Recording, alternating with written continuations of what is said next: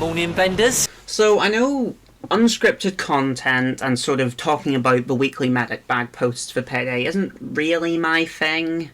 Back when I started doing Payday content, I told myself I wasn't going to do that.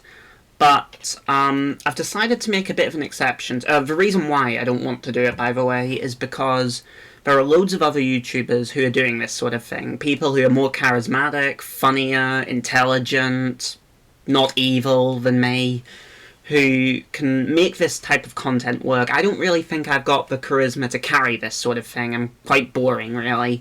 So I like to sort of rely on doing what I find interesting video concepts and hoping that my complete lack of any presence will be sidelined a bit by the concept. But I wanted to do this today because this is probably the most interesting medic bag post since the patch notes for Boys in Blue. And obviously I wasn't making Payday videos back then. So this is the reveal of Diamond District, which is the new free heist coming to the game. So it's not a legacy heist, it's a completely new thing. Oh, by the way, on that, I made a slight addendum. I've heard about legacy heists being paid. I don't agree with that at all. It shouldn't be the case. Legacy heists should be free. That's my stance on the matter. If you make me pay for that, I'll kill myself. I mean, maybe not, but we'll see what happens. Anyway, so the first proper free heist coming to the game, the Diamond District. So the story behind this is a few days ago, I think it was Wednesday, we got this teaser trailer dropped on the Payday Free YouTube channel, which I get to be smug for once, and that doesn't happen very often, but I get to be smug because I saw this coming. Because if you go to the Gateway Report website, which is, I suppose, it's not really an ARG, but it's sort of like, it's the website of a fictional in-universe news company, the Gateway Report, and a lot of the articles they post are just sort of jokes and world-building stuff, like they talk about hot dog salesmen going missing, and like Schrodinger's cat reference, and all that kind of stuff. But they do post some relevant things.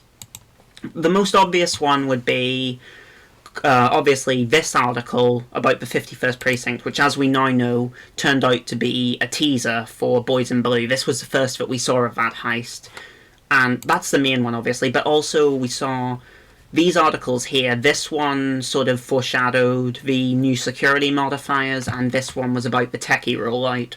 So Gateway Report articles, although they're mostly kind of jokey, they can be relevant to the overall game itself. And when this article about the Diamond District came out back in July 30th, as you can see there, I figured it was onto something. The way it's worded, it seems very similar to the one about Boys in Blue. I just got the feeling that this would be relevant, and as it turns out, I was right, and that's great, because I'm not often right when it comes to Payday. So, let's look through the blog post and see what we've got here. Premise. Beckett, okay, I've already got to stop. Beckett, I like that. I do like that. One thing I think with the return of Clover, the return of Locke, and sort of syntax error in Boys in Blue being Butcher and Vlad heists, I almost feel that Starbreeze are a bit scared to utilise their new characters and move forward, because, I mean, Pearl's been a bit forgotten, you know, until now, we haven't seen any of the new contractors. Shade is really the only new character who I think has had a good degree of screen time and has been able to sort of ingratiate herself to the fan base. So, it almost feels like a bit of that. Maybe they're backtracking, trying to go back to Payday 2, bring back things that work from that, maybe.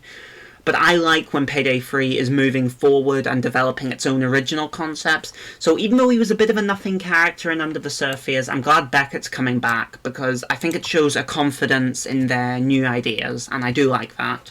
So anyway, a deal went south for one of his business associates in the famous Diamond District.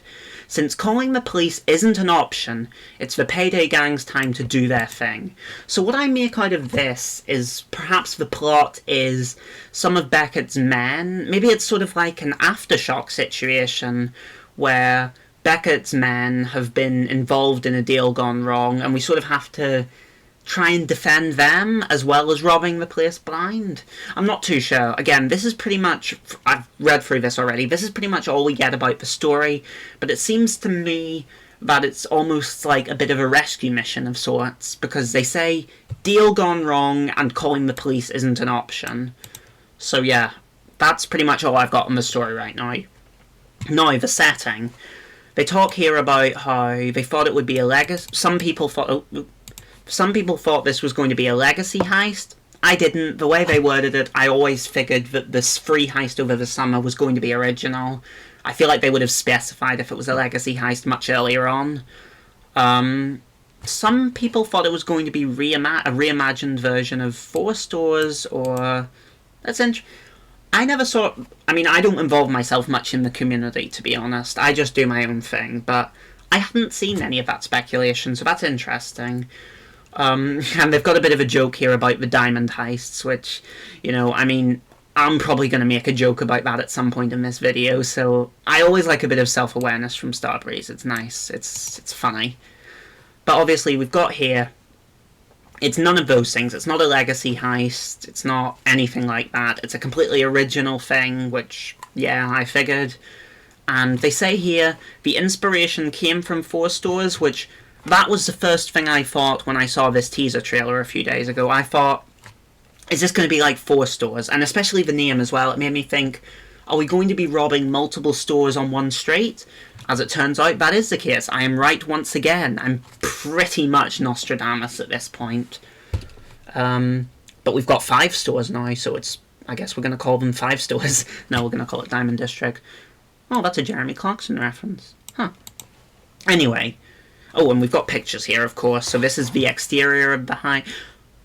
Payday 3 loves scaffolding. Like, when you really think about it, how many heists in the game have, like, scaffolding all over the place? Like, just off the top of my head, Road Rage, Dirty Ice, Boys in Blue, does For No Rest for the Wicked have a bit of construction going on? I can't really remember, but they have a fetish for including construction things. Maybe that's just how New York is. I don't know. I've never been there. I'm not dead, so that's how you can tell I've never been to New York. But yeah, this is interesting. I like this. You know, it's like a sort of a street. And as I've said before, Payday 3 has a really, really strong atmosphere. And from this alone, this really matches that atmosphere. That sort of grim, bit grimy New York feel. This picture, we've got the when I saw this, the first thing I thought is that one, I think it's the convenience store in Four Stores. Obviously it's not it, because it's like a jewellery store, but it seemed very similar to that layout-wise, to me personally. Oh, pardon me. So what kind of heist is Diamond District? From the beginning, the team wanted to create a classic, back-to-the-roots heisting experience that players are familiar with, hence, I suppose, the Four Stores comparison. Keeping the overall experience short and simple while adding some layers of depth to explore, keeping the layout compact and objectives easy to understand were our main goals, and we're pretty happy with the outcome. All of this, I like this. I've said before, I think keeping heists short and deep is what fits the attrition-based gameplay most. Like, long drawn-out heists don't really work in Payday 3's style. It's why, you know, things like Meltdown, all of that, then I don't think they'll ever come to the game as legacy heists. But this, you know, short and simple with depth and a compact layout, that's good. That's good, I like that. It's sort of, Payday 3, I know I've seen some videos of people saying Payday 3's heists aren't very well designed. I personally really like them. I like the compact layouts. I like how the objectives are simple but still varied. Circle hacks. Anyway, yeah. I like all of this, and look, it's Starbreeze, so all of this, until the heist comes out, all of this is just words. Starbreeze isn't great with keeping their words, to be honest, and I'm gonna say that. I like them, I like their games, but they're not very good at keeping their word a lot of the time. I mean, the stuff with Legacy Heist becoming paid, that's like one sign of it. did this, but I've been good to you, and you pay me back with non-stop ass rape. Well, fuck off. So, but if what they're saying is 100% accurate, I like it. I do. Anyway, so what were your inspirations from this heist? Inspirations were, of course, the real-life location on 47th Street in New York City. I'm actually going to click on this link because I actually want to see... Oh, yes, I see the resemblance. Oh, child spotted. Better keep Chris Tyson away from this place. Oh, look, it's the scaffolding! It's the scaffolding! Yo! Yeah, I can see the similarities, definitely.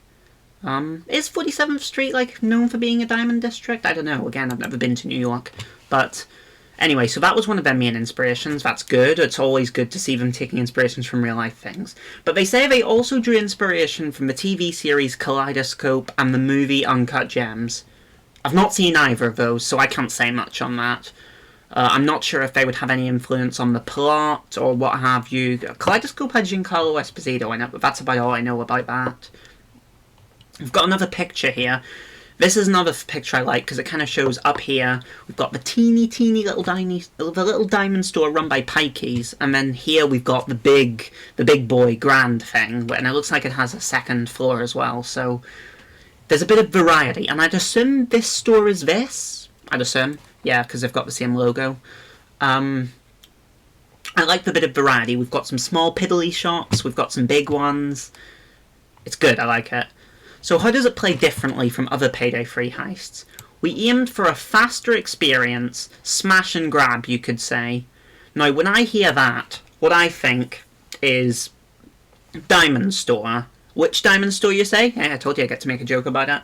Which diamond store? The one that you all speedrun about 400 times to rank up infamy. You know the one. You know, with, And when I was doing my Legacy Heist video, I figured that particular heist, I like it a lot, but I figured it wouldn't make it into the game because the stealth, at least, kind of relies on zip ties being limited. Because if you could just zip tie everyone, every save, that's all the tension gone. So I thought they weren't going to remake it, but I'm glad they're bringing some ideas from it, like the sort of smash and grab. This also makes me think maybe the van is going to be there from the very start and remain there throughout the heist. So you get in, you smash the cases, you grab the loot, and you get out. I like that. It's very, like I said, Payday 3 is really good at that sort of heist movie feel. And I think this, again, all words, but if these words are true, then it's good. I think it'll be a unique heist. I think it'll be a very fun heist, to be honest, from what I've seen. They're talking about sandbox-esque gameplay, which I'm assuming comes from the multiple stores. I'm hoping providing players with multiple angles, all that. Down here, it looks like maybe you could climb onto the shipping containers, and that looks like a window that you can cut open with the laser cutter. So yeah. So multiple stores. That's an improvement over 4 stores. I believe 4 stores didn't have any stories. They were all just 1-floor buildings. So it seems like a couple of the stores are going to have multiple floors, and that's pretty good. I like that. So what was the main challenge in developing this heist? Juggling several other heists that we developed simultaneously. I don't think that's a surprise. I think we all know by now that probably Boys in Blue, Diamond District, Land of the Free, and probably Fear and Greed were all being developed around the same time. That doesn't surprise me. But, yeah, I hope... They're talking here about managing tight resources. I really hope that doesn't lead to this heist feeling like an asset flip. Payday 2 had some really bad heists where it was clearly just reusing assets. From the pictures, it looks very unique. It looks like they've made a lot of unique assets for this. So I'm holding out hope that they've managed to manage those resources well. Maybe things like, I don't know, maybe these shelves might be reused or something like that in other heists. But, you know, the main appeal, I'm hoping, will feel very unique. Now this is really the final bit. I'm not really going to talk about the Steam sale or any of that. This is the final bit, really, and I find this the most interesting. Since the beginning of the Heist's design, we were thinking on ways to solve the problem of how the player crosses the street in stealth while masked up. That's interesting, because obviously, I mean, even since Payday 2, people have been talking about how being masked up is a bit of a faff, and it's probably even worse in Payday 3 with how much more flexibility has been offered to masking up, not masking up. So, but I understand Starbreeze. They can't just add the ability to unmask. That would be too overpowered. I don't think they can do that. I don't think they will do that. But they say here that they've developed a new mechanic to help with, and it's clearly something to do with being masked up. And that's interesting to me, because when I first saw this, my immediate thought was to go up to here, they'll be like, oh, it'll be like Turbid Station, where you can cross like the balconies and the scaffoldings or whatever, sort of stay above the population. But they say it's a new mechanic. They don't say that they've targeted the level design, or they don't say it's the level design that they've been working on in order to eliminate some of this issue. They say it's a new mechanic, and they also say look out at the centre street. Something you can use even at a distance. Now, I was looking at these images a bit. I'm not sure if maybe it's this image we're talking about or this image, but I can't really see anything in any of these. I'll take another look right now, because, I mean, that's unscripted. I can do whatever the hell I want. This... They say it's something you can use at a distance. And it's a new mechanic. When I saw something you can use at a distance, my mind immediately went to audio lures, but they say it's a new mechanic, so I don't think it's that. I can't see. They say the centre of the street. I can't see anything. Unless they're saying you can get in this car here. God, no. That's not going to happen. Sorry, I really need to drink some water at some point. Yeah, I've had no luck finding it. Maybe if you find it, you could point it out in the comments. But I don't really see anything here. But, yeah, that's about it. And they don't mention it in this blog post, but according to the teaser trailer, we can expect it on the 19th. The fact that they don't mention it in the blog post at first made me think, have they delayed it? But I don't think so, because when the Boys in Blue medic bag posts were coming out, they were forgetting information from those, so I think it's fair to assume that this might be another case where they just forgot to give the date in the post. But if you go to the trailer, if you go to the teaser trailer, you can, I believe it's near the very end, available August 19th. So assuming that hasn't changed, yeah. So overall, what's my thoughts on this? I mean, as you can tell, they're pretty positive. I'm looking forward to this coming out. I'm looking forward to trying it. I think it's going to be a fun heist. Obviously, I can't say for certain, because it's Starbreeze and they could find 1,000,001 ways to screw this up. But I think the way it's going, it all looks very promising. And that's really what I'm going to say for now. It's promising. I like it. Yeah. Well, thanks for watching, and thanks for putting up with my Indian ramblings. I'll see you at some point, I guess. Take care, lads.